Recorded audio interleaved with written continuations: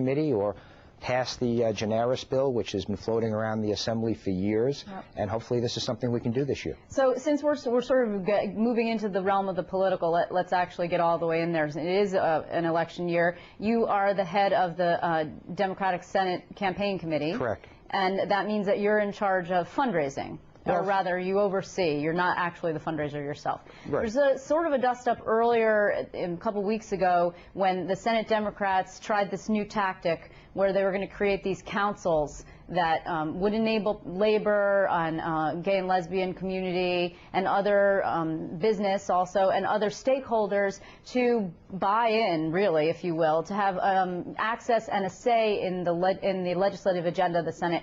And when I say buy-in, I mean $25,000 to $50,000. You got slammed for pay-to-play allegations on that. Are you going forward with that, A? And B, can you defend it a little bit? Well, first of all, I don't think it needs defending, and it's not a new technique or a new tool. It's used nationally. If we remember, Bush had his Texas Rangers.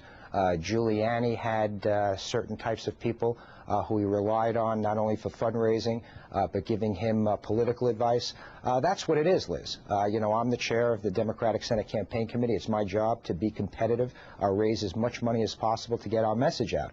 And when we do that, we have people that believe in us. They believe in the things we stand for, and we need to turn to them for political advice. And that's the purpose of these forums. So if we raise $50,000 from a labor group, we want to get their advice politically. We want to know how we can mobilize their troops during election time. Yeah, we want to know how to craft a political message. Okay, but again, you know, there's a firewall between government and politics, which I certainly abide by, and that's why we have a Senate Democratic Campaign Committee, so it doesn't interfere with the people's business of our daily lives in doing government. Okay, but when you say that there's a firewall and then you send out an invitation or a letter asking people to specifically pay X amount, a big amount of money, X amount of money in order to have input into the agenda, legislative agenda going forward, doesn't that look like pay to play? Even if you say, yes, we're going forward, and you are going forward with it. Do you have takers at this point? Well, first of all, yes, and we also have a labor council, we have a business council, a lawyers council, and as I said before, Liz, there is a firewall because legislation is not discussed at these meetings. Politics is discussed at these meetings. That's why it's the Senate Democratic Campaign Committee and not the Senate Democratic Conference. So I think it's an important thing. I need to raise money as aggressively as ever in order to get our message out. This is the most important election for the state Senate in the next 50 years, in the last 50 years, because this will determine who's going to be in power over the next 10 years at least. And I work very hard to take the majority, and I have to work just as hard to keep the majority. So you do have takers for this. So how many people have signed up so far to be members? Well, I don't think we're raising any more money through these councils. I think we're raising the same money that we always raise, but I think it's important to get their political advice on how we can keep the majority and expand our majority. So, and even though you have a considerable fundraising edge, a big fundraising edge, as majorities did, the Republicans did when they were in the majority, and now it's at least 2 to 1, I would say, about, right? Probably. Still, you're going to have a lot of contested races, and it's a difficult year for incumbents on both sides of the aisle. You've got some primary challenges. Just today, a new primary challenger popped up against Senator Pedro Espada. Now, that would make a 3-way race. He's got some legal troubles, to say the least. Will the majority spend money on his race to defend him? Well, I think, you know, certainly our goal and our primary goal is to keep the majority, which means defending all of our so-called marginal districts.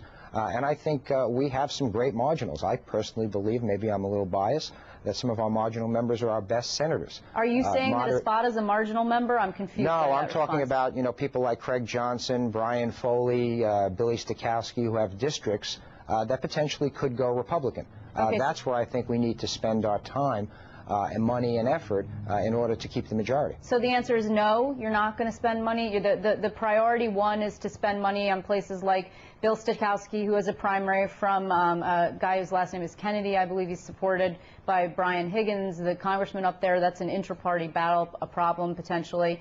And then well, we've gotten involved. We've gotten involved in, you know, helping incumbents, and I'm sure that's what we're going to do again. But again, let me be clear.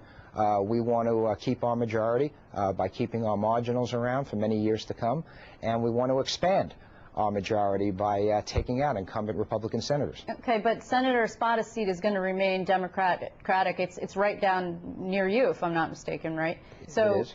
It's going to be remaining Democratic regardless, probably because of the enrollment edge.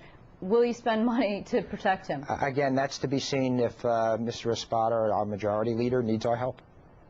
Okay, interesting. And there are others too, but you're saying that the priority at this point is going to be. Well, that's the always way. That's the way it's always been, Liz. I mean, in the last election cycle, we helped Shirley Huntley, who had a primary. We helped Kevin Parker, who had a primary at the time. So we do get involved in primaries. But if you look at where we spend the money and where we put our resources, it's to defend our marginal members and to help expand our majority. That's the purpose of the Senate Democratic Campaign Committee, by and large. How many seats do you think you can pick up this year? I think we can pick up as many as 4 seats, maybe 5. That's a lot of seats. Yeah, again, I think we're going to hold our own as far as our incumbents getting reelected, and I think we have a tremendous opportunity. You said it earlier, Liz, this is anti-incumbents, and I think they have a lot of long-serving incumbents, the Republican Senate. As do you. You've got a few yourself. But we do, but I think, all politics is local, and I think we learned that from the last election. And if we field great local candidates that have a base, that have a message that resonates with the district at large, that's our success story. We did it with Craig Johnson. We did it with Darrell Orbitine. We did it with David Valesky.